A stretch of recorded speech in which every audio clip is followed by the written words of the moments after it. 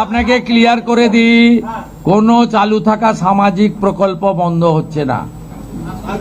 কোনো সামাজিক চালু থাকা প্রকল্প, এটা আমরা আমাদের কর্মসূচি মানে প্রচারকালীনও বলেছি, কোনো চালু থাকা সামাজিক প্রকল্প সে 30 বছর আগের হতে পারে, 10 বছর আগের হতে পারে, কোনো সামাজিক প্রকল্প আমরা বন্ধ করছি না।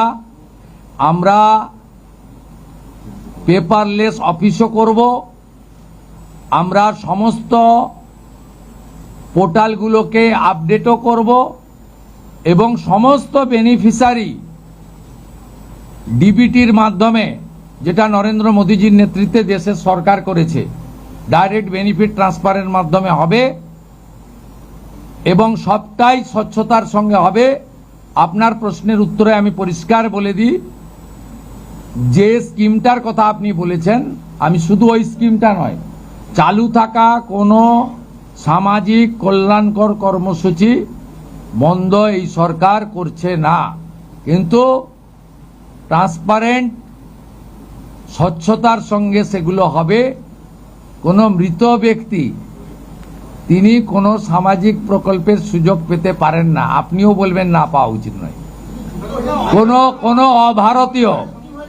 কোনো অভারতীয় তিনি ভারতের কোনো প্রদেশ বা জাতীয় সরকারের কোনো বেনিফিট তার পাওয়া উচিত নয়।